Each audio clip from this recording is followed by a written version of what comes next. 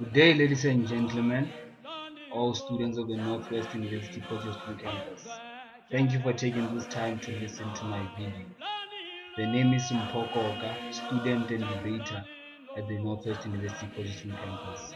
So, the main reason why I decided to create this video is because I feel the students on our campus are not fully informed about the matters that have been going on, particularly matters surrounding issues which are of pressing concern to the students. So I feel, as a potential journalist myself, it's my duty to actually keep you as the students of this campus actually informed about what's happening. Because the media platforms on our campus, like Big FM, our campus radio station, and the VAPAT, which is the student newspaper of this campus, in my view, have not fully informed you about what's going on this campus, particularly relating to the transformation issues. There's nothing wrong with the above mentioned media platforms, but I feel they are not doing enough to keep informed. Now, when we look at transformation issues, basically we're focusing on issues like your language policy, outsourcing of workers, and financial exclusion. Now, surrounding these three issues, I'm going to be explaining to you what has currently happened on the Northwest University College campus surrounding these three issues, what management has done, what our SRC has done, and what certain political and apolitical societies have done. Now, number one, looking at the language policy, we saw last year some of the political societies on campus and non-political societies on campus actually sending out their views on how they feel about the language policy. And when we look at one apolitical society in mind, the Reform Back Student Movement, the Reform Back Student Movement actually made demands to the Northwest University Council that they want full discontinuation of the translation services on this campus. They want English classes to be incorporated. Now, at the end of the day, we saw the management of the university actually listening to them and taking a decision to actually incorporate English classes. That's why this year, in the year 2016, we have a few classes that have actually been given in English and in Afrikaans.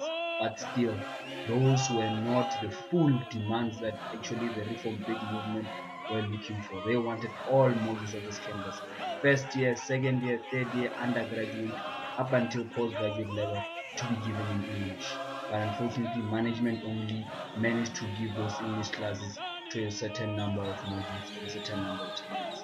Now, besides management's intervention, we also saw our SRC actually intervening. Our SRC actually issued a letter sometime in November 2015 saying when they have no problem with introducing English classes, but at the end of the day, they feel certain students on this campus are actually happy and satisfied with the translation services. And they also mentioned that Afrikaans as a medium of instruction is a constitutional right. Now, although they might have said certain students are happy with the translating service on this campus, we saw last year when Reform Bank hosted two mass meetings, students actually came out and made it emphatically clear that they actually want the removal of the translation services. So we do not know who is actually lying to us here, because the students at those two mass meetings said we want the removal of the translation services. Yet our SRC says students are happy with the translation services. So who's telling the truth? I don't know. You tell me. Now, currently, we saw one of the sites on campus, a non-political social society called AfriForum. AfriForum is one of those societies on campus that promotes for the protection of mother tongue instruction. So the AfriForum movement actually organized a bursary competition where they said if you enter this competition, you stand a chance of winning a 20,000 rand bursary. So if you are willingly studying Afrikaans, there's a chance to win this bursary. So in other words, students of Poch, this actually goes to show that the AfriForum movement is trying to show management that there are actually students out there who are willing to continue learning Afrikaans. And they actually want to encourage them to start fighting for their so-called language and so-called African culture. So these are some of the incidents that have been happening on campus. Reform Big making their demands, the SRC making their demands on language policy, and also at the same time, AfriForum actually trying to say that they want to encourage students to continue with their mother tongue instruction. Now, at the end of the day, I only have one question. Since we are living in a democratic country, and we all know that in a democratic country like South Africa, it's quite important that we address the injustices of the past.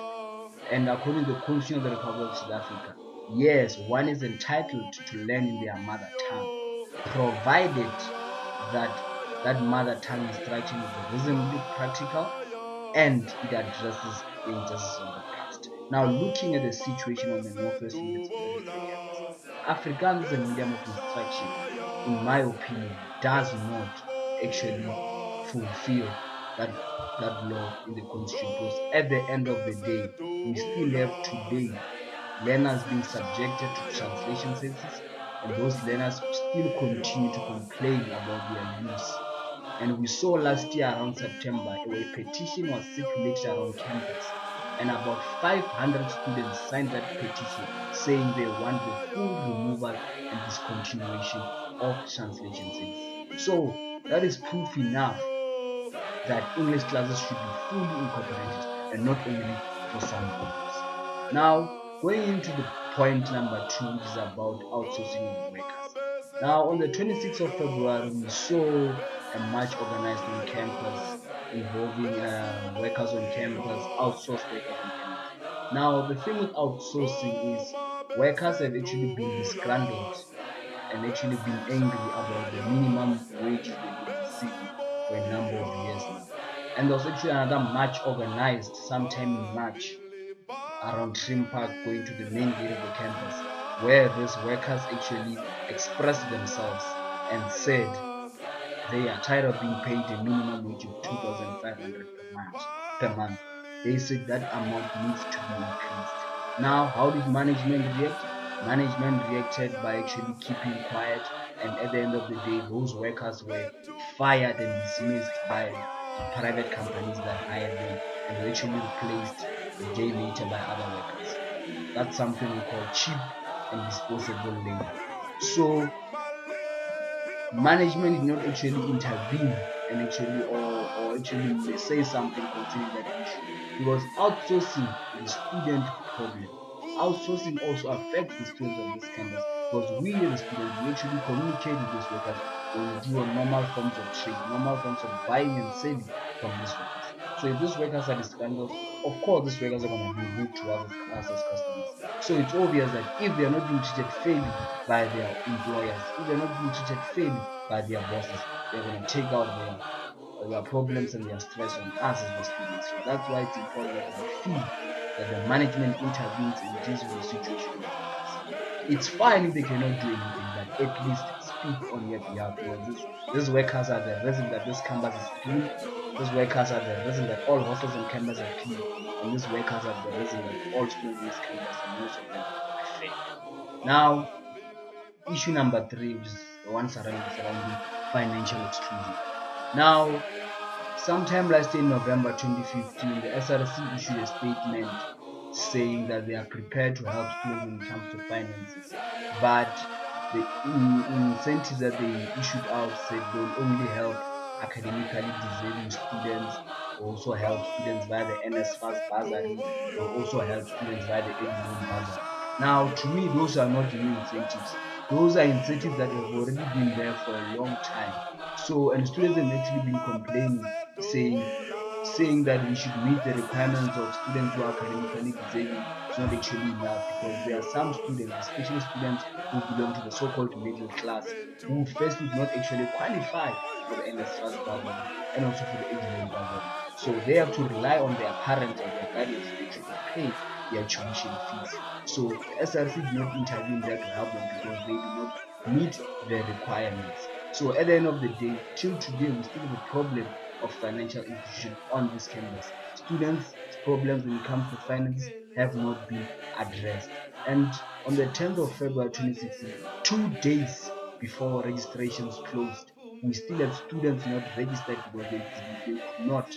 pay their fees. And on this particular day of the 10th of February, there was a mass meeting on campus. And at this mass meeting, students expected that they'll be given the platform to raise their concerns and ask the SRC to help them and the university management to help them via a question and answer session.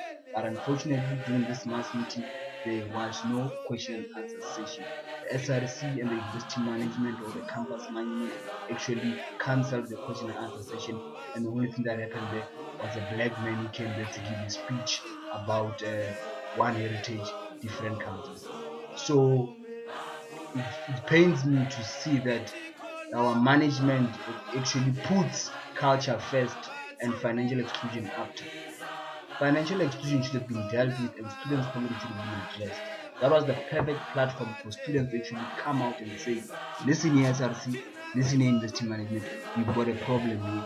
It's 2 days before registration closes and we have not yet registered. Can you please help us somehow financially? But they said, no, we don't have time to listen to you. And once again, black voices on this campus were silenced.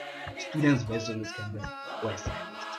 Now, with all that said and done, this coming week on Thursday, we have a mass meeting on campus at the Alumni Hall, the 5th of May, which is actually being organized by our SRC. Apparently, the acting rector, Professor Fika van Rensburg, will be addressing us on the new transformation model and the way forward for the Northwest University. I hope during this mass meeting, a question and answer session will be afforded to the students, and students will finally get the opportunity to raise their concerns and problems which they've been meaning to address to the SRC and the university management. It's quite important that students actually be heard and students address their problems. Now, I urge you all students of the Northwest University campus, in light of the above information that I've given you, let's all come to the mass meeting on Thursday. Let's fill up that alumni hall and show the SRC and the university management that we care about everything that happens in this campus, that we are not ignorant and we're not apathetic. Let's show them that we care and let's show them that we are determined to help them solve student issues. So, students of Proton Campus, I will see you on Thursday, 5th of May. Now, before I leave, just want to share a quote with you from the Great Debaters movie, and it goes like this: open quote. Who is the judge? The judge is God. And why is it God? Because he decides who wins or loses, and not my opponent. Who is your opponent? He doesn't exist. Why doesn't he exist? He's the dissenting voice the truth I speak. Speak the truth. Students, let's encourage debate. See you on the 5th of May. Salute!